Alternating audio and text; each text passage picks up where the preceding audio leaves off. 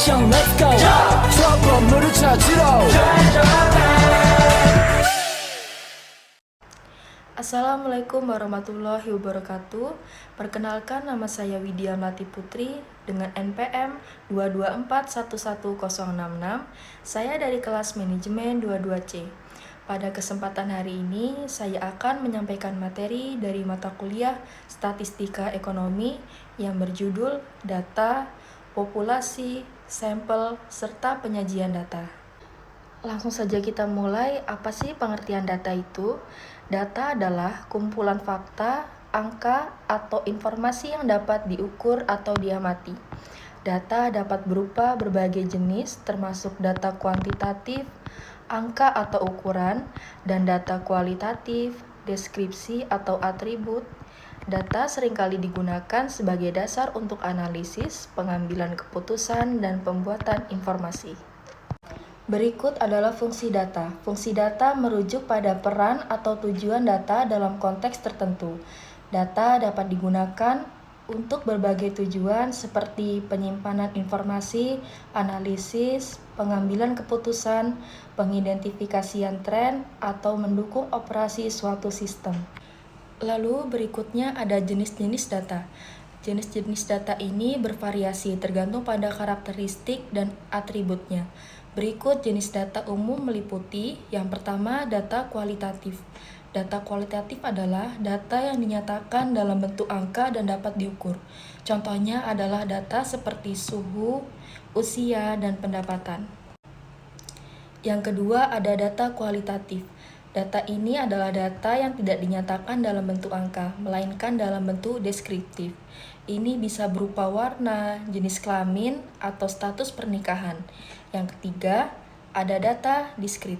Data ini adalah data yang memiliki nilai terbatas dan terpisah, misalnya jumlah orang dalam sebuah keluarga atau yang lain. Yang keempat, ada data kontinu. Data ini adalah data yang bisa memiliki nilai di antara dua angka tertentu dengan tak terhingga banyaknya. Contohnya adalah tinggi badan atau berat badan. Yang kelima, ada data primer. Data primer adalah data yang diperoleh langsung dari sumber asli atau dari penelitian sendiri. Yang keenam, data sekunder.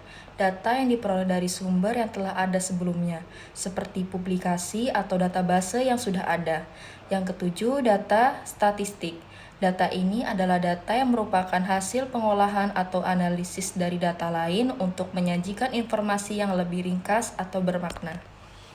Next, berikutnya kita akan membahas populasi. Populasi adalah kumpulan semua individu, objek, atau elemen yang memiliki karakteristik atau sifat yang sama atau relevan dalam suatu konteks tertentu. Populasi dapat merujuk kepada berbagai hal, termasuk kelompok manusia, hewan, tumbuhan, benda, atau data dalam suatu penelitian atau survei. Dalam statistik dan ilmu sosial, populasi sering digunakan untuk menggambarkan sesuatu kelompok yang menjadi fokus analisis. Sedangkan sampel adalah subset yang diambil dari populasi untuk analisis lebih lanjut. Populasi dapat bervariasi dalam ukuran dan cakupan tergantung pada tujuan penelitian atau analisis yang dilakukan. Lalu berikutnya sampel. Sampel adalah subset atau bagian yang dipilih secara acak atau dengan metode tertentu dari populasi yang lebih besar.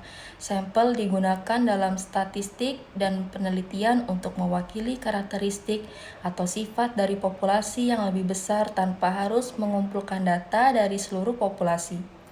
Penggunaan sampel memungkinkan analisis yang lebih efisien, lebih murah, dan lebih cepat dibandingkan dengan pengumpulan data dari seluruh populasi. Sampel yang baik harus dipilih dengan cermat untuk memastikan bahwa ia mencerminkan karakteristik populasi dengan baik. Proses pemilihan sampel disebut sampelisasi, dan berbagai metode sampelisasi seperti sampel acak sederhana, sampel stratifikasi, dan sampel cluster dapat digunakan tergantung pada tujuan penelitian dan sumber daya yang tersedia.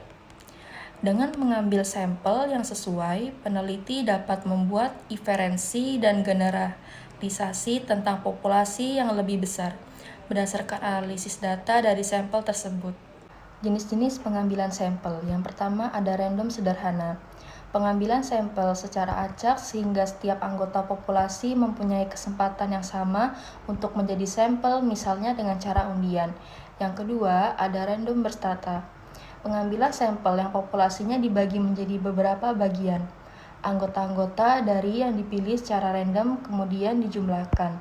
Jumlah ini membentuk anggota sampel. Yang ketiga, sistematis. Sistematis adalah pengambilan sampel berdasarkan urutan tertentu dari populasi yang telah disusun secara teratur dan diberi nomor urut. Yang keempat, luas atau sampel kelompok. Pengambilan sampel tidak langsung memilih anggota populasi untuk dijadikan sampel, tetapi memiliki kelompok tertentu terlebih dahulu yang termasuk sebagai sampel adalah anggota yang berada dalam kelompok terpilih tersebut. Jika kelompok-kelompok tersebut merupakan pembagian daerah-daerah geografis, maka kluster sampingan ini disebut juga area sampling. Terakhir, kita akan membahas materi tentang penyajian data. Penyajian data adalah merupakan cara yang digunakan untuk meringkat, menata, mengatur, atau mengorganisir data sehingga data mudah untuk dimengerti oleh pihak yang berkepentingan dengan data tersebut.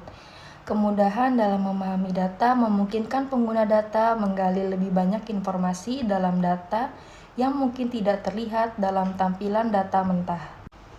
Dalam statistika ekonomi, data dapat disajikan dalam berbagai cara yang bergantung pada tujuan analisis dan karakteristik pada data tersebut. Berikut adalah beberapa macam penyajian data yang umum digunakan dalam statistika ekonomi. Yang pertama, ada tabel. Tabel adalah cara paling umum untuk menyajikan data. Data disusun dalam baris dan kolom, dan ini memungkinkan perbandingan antara beberapa variabel atau observasi. Yang kedua ada grafik atau diagram.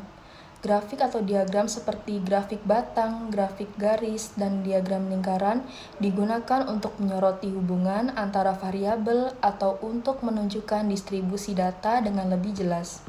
Ketiga ada diagram batang. Diagram batang digunakan untuk membandingkan data kategori variabel atau diskrit.